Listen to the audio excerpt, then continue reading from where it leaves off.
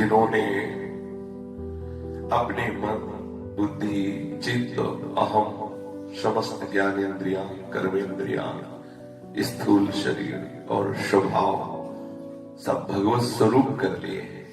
अर्थात जिनका मन भगवत स्वरूप, जिनका चित्त भगवत चिंतन में तन्मय होकर भगवदाकार, जिनकी बुद्धि भगवदाकार, जिनका अहम प्रभु के श्री चरणारविंद के दासत्व में लीन हो चुका है, ऐसे महाभागवत जन जिनकी इंद्रियों की संपूर्ण चेष्टाएं बिना प्रयास के शास्त्र के अनुकूल होती हैं, भगवत प्रसन्नता के लिए होती हैं, जिनका स्वभाव बन गया है भगवत सुमिरन करना, भगवत यश श्रवण करना, भगवत यश गान करना, ऐसे महाभागवत, ऐसे भगवत प्रेमी महात्माओं का जस सुनने से बहुत शीघ्र हृदय पवित्र हो जाता है।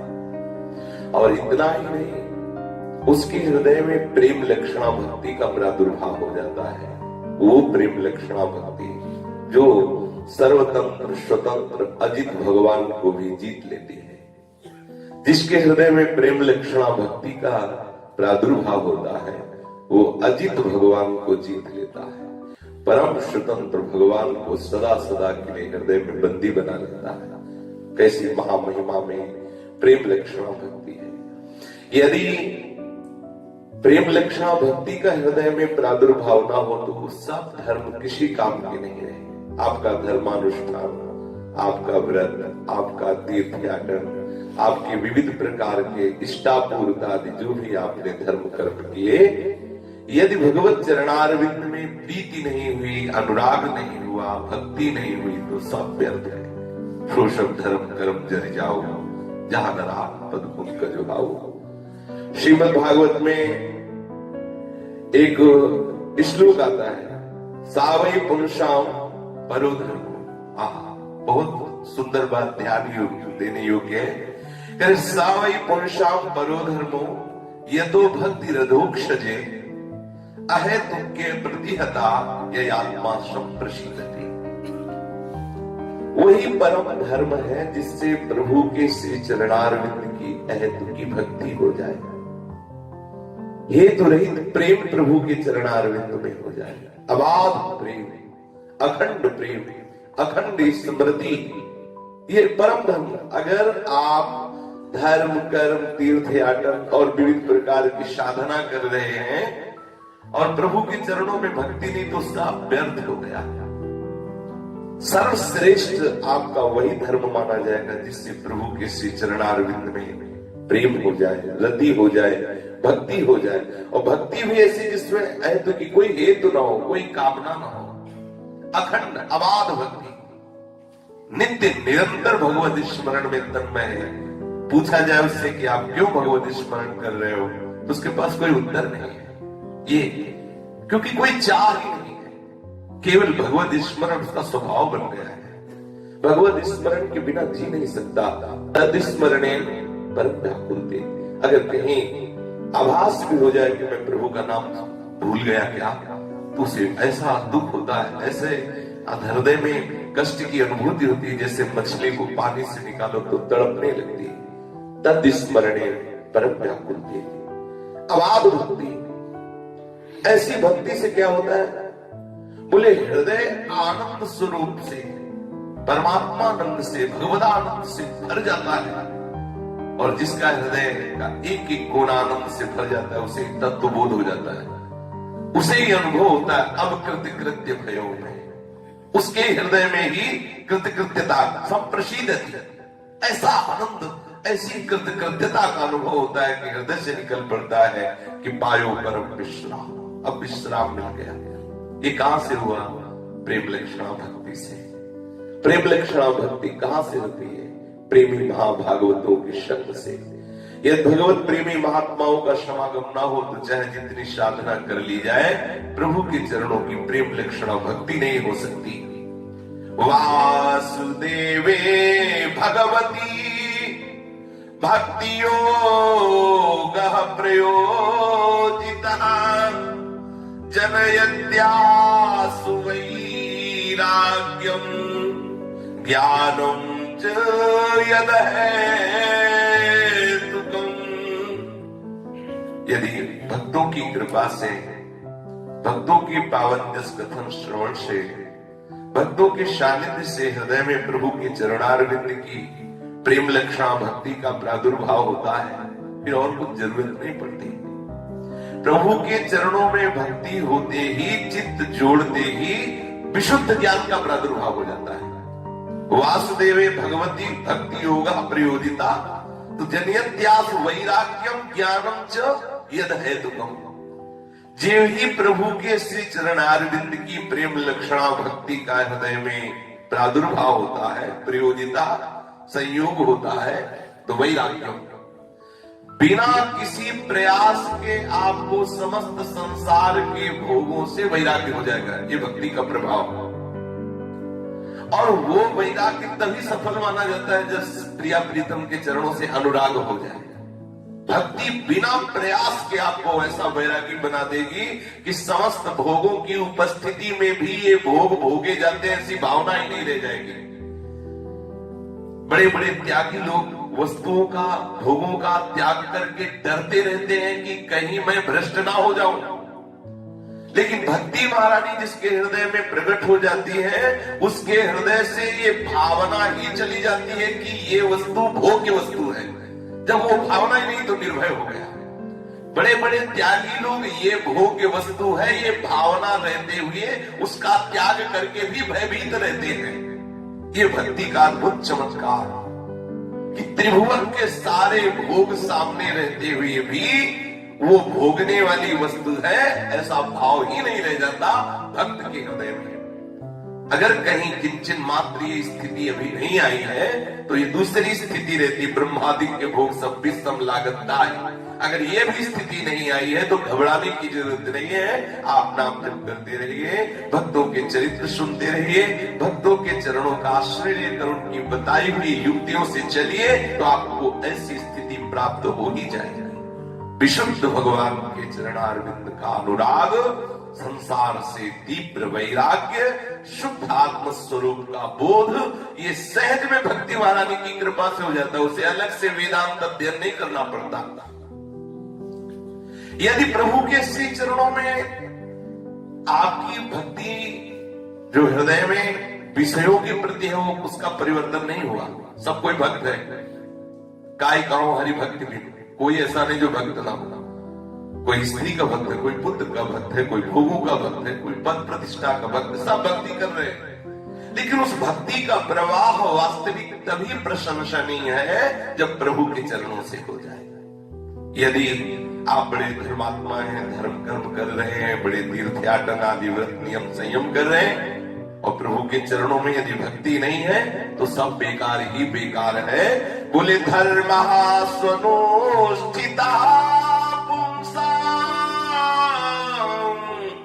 विश्वक्सेन कथा सुयः नोत्पादयेत् यदि रतिं श्रमयेव हि केवलम्, श्रमयेव हि केवलम्।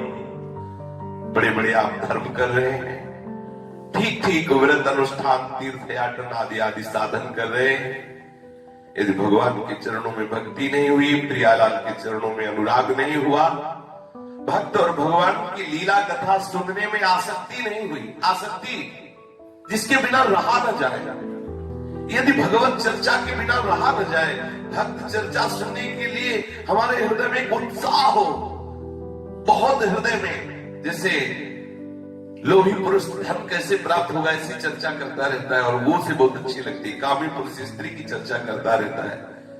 ऐसे यदि प्रभु की चर्चा, प्रभु के जनों की चर्चा आपको प्राण प्रिय लगने लगे तो समझ लेना आपकी समस्त साधनाओं का फल आपको मिल गया। यदि प्रभु और प्रभु की जनों की चर्चा में आपको रुचि नहीं है तो श्रम एव हि केवलम, नोत्पादयेत् यदि रतिम, तो श्रम एव हि केवलम।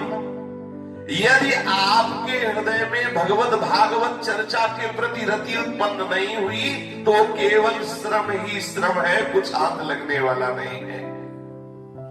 प्रभु की अद्भुत कृपा होती है तब प्रभु का जस श्रवण करने को मिलता है।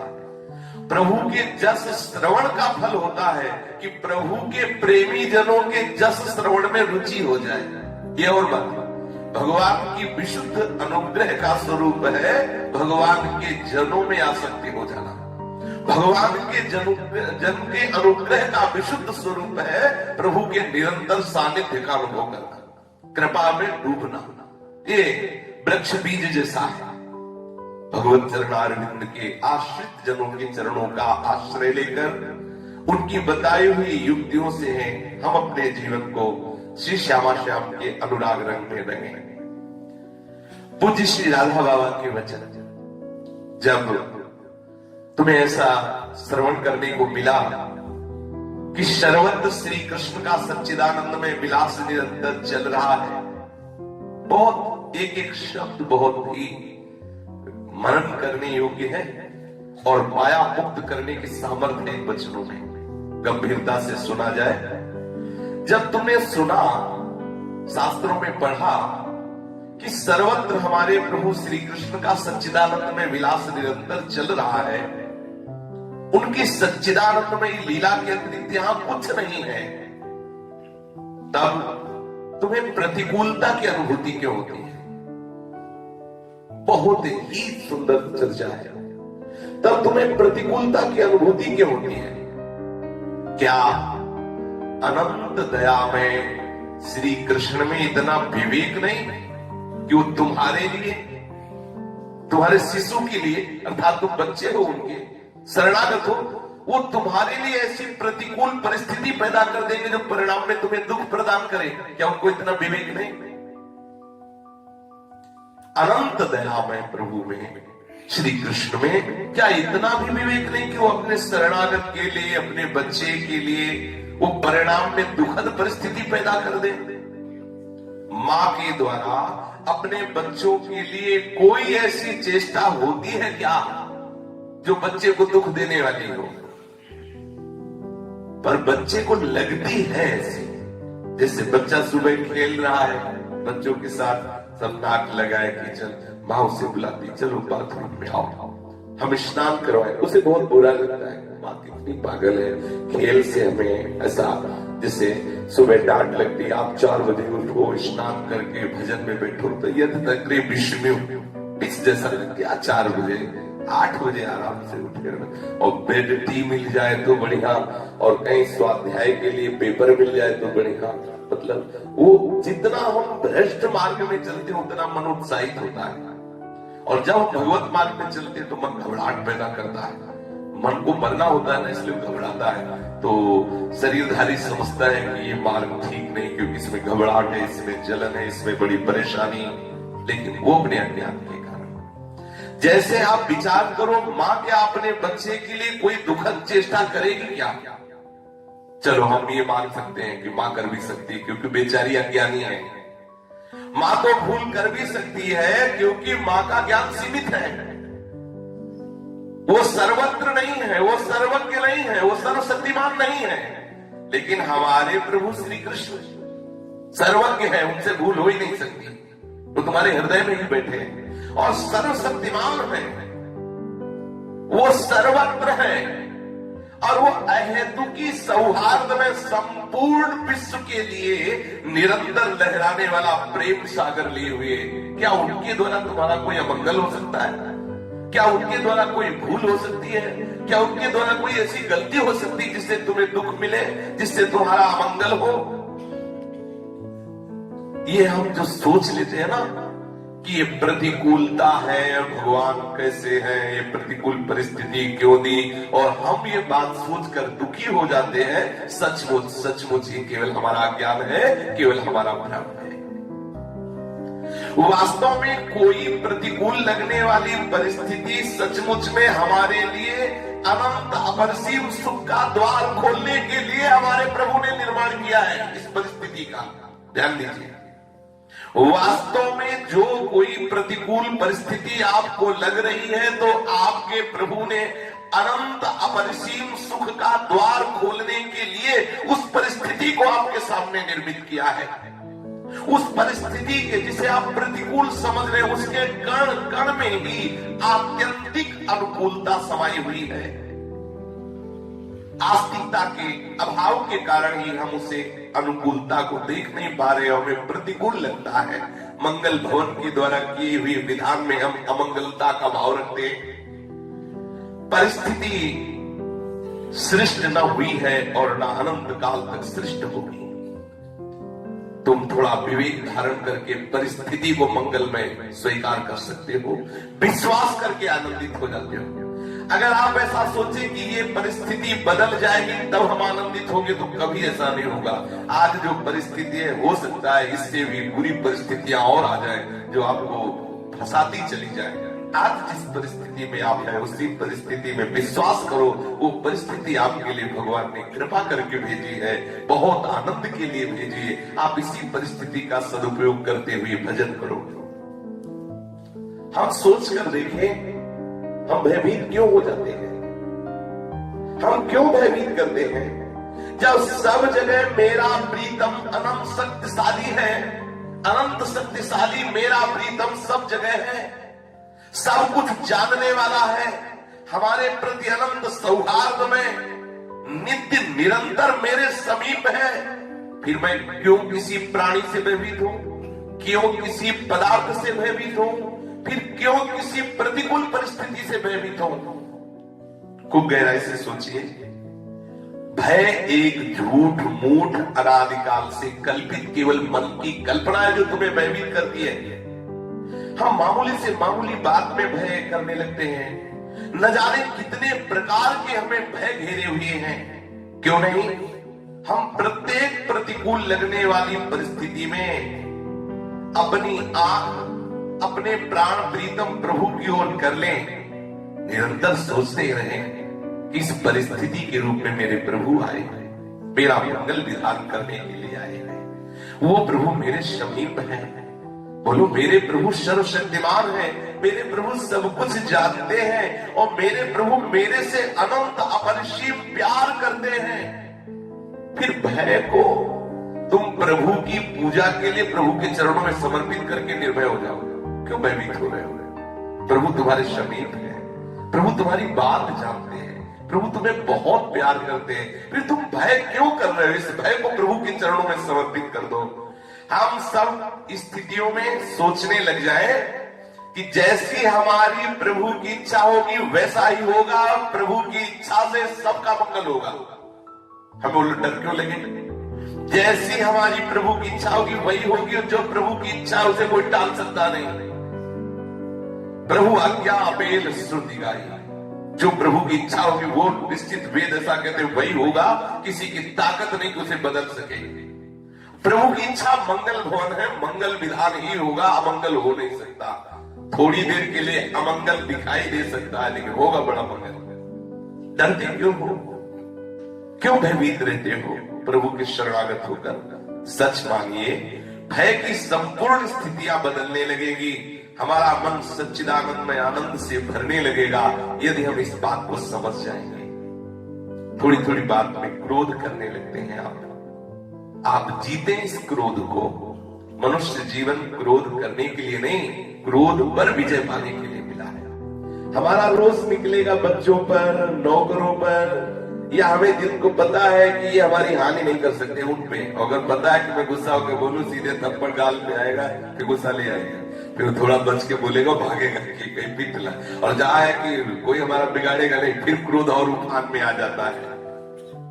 जिनके निमित्त से क्रोध निकलता है, हम सोचते हैं कि हम क्रोध के द्वारा किसी की बुराई को निकाल देंगे, लेकिन आप सच्ची समझिए, जब आप किसी पर क्रोध करते हैं तो वो बुराई तो निकल नहीं सकती जिसके लिए क्रोध कर रहे हैं, और वो बुराई उसके अंतस चेतना में और गहरी जाके बैठ जाती है।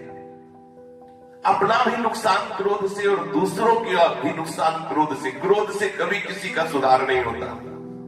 सोचो, क्या आपने पूरे जगत का मंगल का ठेका ले रखा है? सोचो, क्या आपके क्रोध करने से जगत का मंगल हो जाएगा? सोचो, क्या आपके क्रोध करने से किसी की बुराई छूट जाएगी? ये भ्रम कि मैं डांट फटकार नहीं करूंगा तो सुधार नहीं होगा, ये भ्रम, केवल भ्रम। इस भ्रम से निकलिए। आपके प्यार में इतनी बड़ी ताकत है कि आप सबका मंगल कर सकते हैं। ध्यान दीजिए, क्रोध में इतनी ताकत नहीं कि आप विश्व का मंगल कर सके। आज तक क्रोध से किसी ने विश्व का मंगल नहीं किया, विनाश किया है। कहीं सुधार क्रोध से नहीं हुआ है, कहीं किसी की बुराई क्रोध से नहीं मिटी है। भ्रम है कि हम डांट डपट कर, क्रोध करके दूसरे को निर्दोष कर सकते हैं, कभी नहीं। प्यार भरे शासन से सबका सुधार हो जाता है। तुम्हारे में क्रोध की गंध ना हो, प्यार ही प्यार हो, जिसको चाहोगे उसको परिवर्तित कर लोगे। हम जान नहीं पाते उन अवसरों पर जब हम क्रोध करते हैं तो सामने वाले के सुधार होने की जगह हमारी ही नींव गड़बड़ा जाती है, विश्वास की, हमारी ही नींव भागवतिकता की, आस्तिकता की गड़बड़ा जाती है। हम समझते हैं सामने वाले का हम सुधार कर रहे हैं क्रोध करके। इस क्रोध रूपी दोष से पूर्ण रूप से जितनी जल्दी हो सके निकलो निकलो। ये बड़ा भयंकर शाप है, इससे बचो, नहीं तो आपके उपासना का जो प्रसाद है उसकी नींव भी ढहा देगा ये क्रोध। अर्थात आप परमार्थ के पथिक नहीं रह जाएंगे। क्रोध की गंध भी इस उपासना में नहीं, भगवत प्रेम उपासना में क्रोध की गंध भी नहीं। क्रोध की गंध होगी तो इस महल में दीवार डाल देगी। सावधानी पूर्वक एक व्रत लो कि हमें कभी किसी पर गुस्सा नहीं करना, नियम ये, हम कभी क्रोध नहीं करेंगे। बहुत पढ़े लिखे होने के कारण आजकल लोग संतों की बात पर विश्वास नहीं करते, क्यों में लगाते रहते। बात तो तभी बनेगी जब तक आपके हृदय में श्रद्धा विश्वास न होगा तो बात नहीं बनेगी। बात बनेगी श्रद्धा विश्वास से। भवानी शंकरो वंदे श्रद्धा विश्वास रूपिणो याभ्याम बिना न पश्यन्ति सिद्धा स्वांता। देखो सब जगह भगवान है। हम एक माटी की मूर्ति में श्रद्धा कर सकते हैं, हम एक धातु की मूर्ति में श्रद्धा कर सकते हैं, तो इन चैतन्य मूर्तियों में भगवान है। अगर यहाँ श्रद्धा कर ले तो देर न लगे, जीवन मुक्त हो जाए। पर यही तो माया का भ्रम है कि हम एक धातु में तो श्रद्धा कर सकते हैं, लेकिन चैतन्य चलते फिरते आत्मदेव में हम श्रद्धा नहीं कर पाते हैं। अगर आत्मदेव में श्रद्धा हो जाए तो जीवन मुक्त, विदेह मुक्त, परमानंद स्वरूप स्वयं हो जाए, पक्का समझ लो। कल का प्रसंग याद होगा, पूज्य श्री राधा बाबा के वचन कि यदि आपने समस्त शरीरों में विराजमान आत्मदेव भगवान का सम्मान नहीं किया तो आपके घर में रखा हुआ चित्र किसी चित्रकार की कल्पना है, और आप उस कल्पना की पूजा कर रहे हैं भगवान के लिए। ऐसा उन्होंने कहा, मैं इसका निषेध नहीं कर रहा, लेकिन यदि आप बाहर राग द्वेष कर रहे हैं, बाहर भगवत भावना नहीं कर रहे हैं, तो वो कच्ची उपासना, सच्ची उपासना नहीं। सच्ची उपासना है इन सब मंदिरों में मेरा ही प्रीतम विराज। कोई भी संप्रदाय का कहीं भी हो, सबको यही अनुभूति होती है। आचार्य चरण कह रहे हैं, जो क्रूर है, दुष्ट है, पापी है, वो भी साक्षात राधा वल्लभ लाल ही है, ऐसी मेरी दृढ़मति है। बहुत पढ़ लिख गए तो श्रद्धा और विश्वास नहीं रहा, तर्क शुरू हो गया। परंतु जो सत्य है उसको श्रद्धा विश्वास से जाना जाता है, तर्क के द्वारा नहीं। श्रद्धावान लभते ज्ञानम, फिर लिखा जाता है तर्कवान लभते ज्ञानम, लेकिन कहा गया श्रद्धावान लभते ज्ञानम। ये मन सदैव श्रद्धा से आपको गिराता रहेगा, क्योंकि अगर श्रद्धा बढ़ती गई तो मन गिरेगा, मन फंसेगा, मन मरेगा, और वो सदा सदा के लिए अमना होगा। और मन ऐसा चाहता नहीं, मन चाहता है छूटता रहे, खूब मनमानी आचरण करते रहे, इसलिए श्रद्धा विश्वास से अलग करता रहता है। सत्य सत्य ही है, प्रभु परम सत्य है। उनका अनंत अपरिसीम आनंद में चिद विलास अनादिकाल से चल रहा है, अनंत काल तक चलता रहेगा। इस चिद विलास में प्रत्येक विश्व का प्राणी जाने अनजाने में सम्मिलित है, समुद्र की लहर की तरह बन बनकर उठता है और उसी में मिट जाता है। तुम आज भी अब भी किसी क्षण भगवान की गोद में विराजमान हो।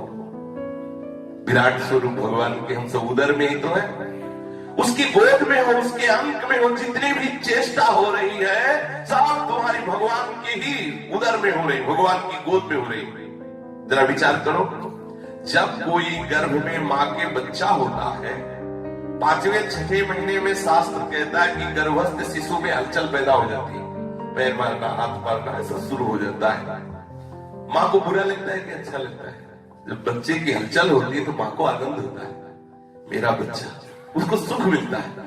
ऐसे हम जितनी भी चेष्टा कर रहे हैं, अनंत माताओं जैसा वात्सल्य प्रभु की गोद में कर रहे हैं। हमारी हर चेष्टा वैसे ही सुखद है जैसे वो गर्भस्थ शिशु लात मारता है ना माँ की उदर में, तो माँ को अच्छा लगता है। बच्चे का हलचलन देख करके उसे हर्ष होता है, उसे आनंद होता है, उसका हिलना डुलना चाहे जैसे हो, माँ को आनंद का संचार करता है। बिल्कुल विश्वास कर लो, जैसी भी परिस्थिति में हो तुम गर्भस्थ शिशु की तरह हो, भगवान तुम्हें बहुत प्यार करते हैं। प्रत्येक प्राणी भगवान के गर्भ में वास कर रहा है। प्रभु के संकल्प से तुम्हारी सारी चेष्टाएं हैं। उस प्राणी के अनजाने में भी भगवान कितना उसे प्यार कर रहे, कितना प्रेम प्रवाह में उसे बहा रहे हो, समझ नहीं पा रहा है। अनंत काल तक उनका प्यार प्रवाहित करता ही रहेगा। सोचो, जो भगवान को गाली देते हैं, जो शास्त्रों का विरोध करते हैं, उनको भी भूमि में रहने को मिल रहा है, उनको भी ऑक्सीजन मिल रहा है, जल मिल रहा है, भोजन मिल रहा है और भी सब सुविधाएं। देखो, भगवान जो सब सृष्टि में प्राणियों को देते हैं वो उनको भी देते हैं, जो घोर दुराचारी, साधु द्रोही, शास्त्र द्रोही, धर्म विरुद्ध आचरण करने वाले, उनको भी। उनके प्यार को देखो, उनके प्यार को देखो। कोई बहुत बड़ा शासक हो और जिसकी बहुत शक्तियां हो और उसका कोई विरोध, उसकी कोई गाली दे दे, कोई ऐसा अपमान कर दे तो उसकी शक्तियां उसे नष्ट कर देंगे। लेकिन आप विचार करके देखो, अंतर्यामी अनंत शक्तियां भगवान की हैं, वो हमको गाली देते हैं, हम उनका विरोध करते हैं, उनके नाना प्रकार के धर्म विरुद्ध आचरण करते, लेकिन उनका दुलार, ये वायु उन्हीं की शक्ति है। ये वायु जो है ये दैवी शक्ति है, एक देवता है। वायु हमारी घ्राणेंद्रिय से आना जाना बंद कर दे, अभी मर जाओगे। अगर पेट में कुछ भी पचाता है तो जठराग्नि पचाती है। अग्नि एक देवता है और वो एक भगवान का सेवक है, वो तुम्हारी जठराग्नि में कैसा कोई भी ऐसी चेष्टा बताओ जो भगवान की दैवी शक्तियों से अलग तुम्हारे में हो रही और तुम भगवान का विरोध करते हो। शास्त्र का कहा है भगवान, कौन भगवान, लेकिन वैसे ही प्यार, जरा उनके प्यार को देखिए। उनकी ऐसी ऐसी शक्तियां तुम्हें एक सेकंड में मिट्टी में मिला देंगी, ऐसी ऐसी शक्तियां हैं और उन्हीं से तुम हो। ये नेत्र तभी देख सकते हैं, इस नेत्रेंद्रिय में पावर तभी होगा जब भगवान की शक्ति से दिखवाएंगे। अगर नेत्रेंद्रिय के अधिष्ठात्र देवता अपनी सामर्थ्य समेट ले तो नेत्रेंद्रिय होते हुए भी दिखाई नहीं देगा, श्रवणेंद्रिय होते हुए भी सुनाई नहीं देगा, वाकेंद्रिय होते हुए भी बोल नहीं पाएगा। देखो उनकी कृपा को देखो, उनका कितना कृपा का प्रवाह आपके ऊपर है। जिस क्षण किसी भी प्राणी ने एक बार, बहुत ध्यान देने योग्य, बहुत ध्यान देने योग्य, बहुत ध्यान देने योग्य बात है, मतलब इस बात पर ध्यान दीजिए। जिस क्षण किसी भी प्राणी ने एक बार भी किसी भी निमित्त से झूठ मूठ ये कह दिया, हे श्री कृष्ण मैं आपका हूं, उसी क्षण से सचमुच अनादि अनंतकालीन जीवन भूमिका की एक नई रूपरेखा निर्मित हो गई। झूठ मूठ कह दिया कि प्रभु मैं आपका हूं। किसी भी तरह से, किसी भी परिस्थिति से बचने के लिए उसने झूठ भी कह दिया, हे श्री कृष्ण मैं आपका हूं, आपके सिवा मुझे कोई नहीं बचा सकता। निश्चित समझो, अनादि अनंतकालीन जीवन भूमिका की एक नवीन रेखा का निर्माण हो गया। अब वहीं से उसका परम मंगल विधान प्रारंभ हो जाएगा, यदि उसने श्रद्धा से नहीं, विश्वास से नहीं, झूठ मूठ कह दिया है कि हे श्री कृष्ण मैं आपका हूं। आगे चलकर वो अवश्य अवश्य उस प्राणी की भांति भगवान के चिद विलास के रहस्य का ज्ञाता बन जाएगा, अर्थात पूर्ण ज्ञानी हो जाएगा। भगवान के हृदय में जो जितना भी सच्चिदानंद ज्ञान हो सब उसके हृदय में आ जाएगा। जो भगवान के अंग में नित्य विराजित रहकर भगवान के विलास का नित्य निरंतर अनुभव करता हुआ परमानंद में निमग्न रहता है, ऐसे ही महापुरुष की स्थिति एक न एक दिन उसको प्राप्त हो जाएगी, जिसने झूठ भी बोल दिया कि हे श्री कृष्ण मैं आपका हूं। बहुत जोर की बात, बहुत जोर की बात है। फिर सुनो, भगवान से एक बार जुड़ना जीवन का सारा इतिहास बदल जाना है। श्री कृष्ण को एक बार बोलना कि प्यारे मैं आपका हूं, जीवन के इतिहास का बदल जाना है। सचमुच सचमुच परम सत्य, परम मंगल, परम सुख, परम सकुन जिसने ये कि हे श्री कृष्ण मैं आपका हूं, हे प्रभु मैं आपका हूं। अनुकूलता में हर्ष होता है, पर ये हर्ष एक विकार है, ये आनंद नहीं है। हर्ष से बचो, ये आनंद से भिन्न वस्तु है। हर्ष में मत डूबो, नहीं तो शोक आ जाएगा। आनंद में डूबो। आनंद भगवान का स्वरूप है। प्रभु के नाम जप से, प्रभु के कीर्तन से, प्रभु की कथा वार्ता से, प्रभु की सेवा से, प्रभु संबंध से जो सुख मिलता है उसे आनंद कहते हैं। और जो भोगों के संबंध से, संसार के विषयों के संबंध से एक आनंद की अनुभूति होती है उसे हर्ष कहते हैं, जो सुख प्रदान करने वाली। आनंद साक्षात भगवान का स्वरूप है। मन बुद्धि रूपी दर्पण पर जब आनंद का स्वरूप बढ़ता है तो मन बुद्धि आनंद स्वरूप भगवत स्वरूप हो जाते हैं। जब तक मन बुद्धि आत्यंतिक विलय प्रभु में नहीं कर जाते तब तक हमें किसी भी हर्ष में नहीं फंसना है, अर्थात किसी भी भोग जनित सुख में आनंदित नहीं होना है। भावना दृढ़ कर लो, हमें हर्षित नहीं, हमें आनंदित होना है। ब्रह्मभूता प्रसन्ना, ऐसा ये वरदान बन जाएगा। अल्प भोगों के सुख में सुखी होना, ये हर्षित होना है। भगवत नाम जप के आनंदित होना, भगवत कथा सुन के आनंदित होना, भगवत सेवा, भगवत संबंध से जो एक आनंद होता है वो भगवत आनंद है। जो विषय जनित हर्ष होता है, इससे तो जो कह रहे हैं कि यदि आप बहुत ऊंचाई पर चढ़ना चाहते हो परमार्थ की, तो लौकिक वस्तु, व्यक्ति, स्थान, परिस्थिति, पद आदि की प्राप्ति में आप हर्षित मत होना। कोई भी पद मिल रहा है, कोई भी वस्त्र मिल रहा है, कोई भी भोजन मिल रहा है, कोई भी परिस्थिति अनुकूल आ रही, आपको हर्षित नहीं होना।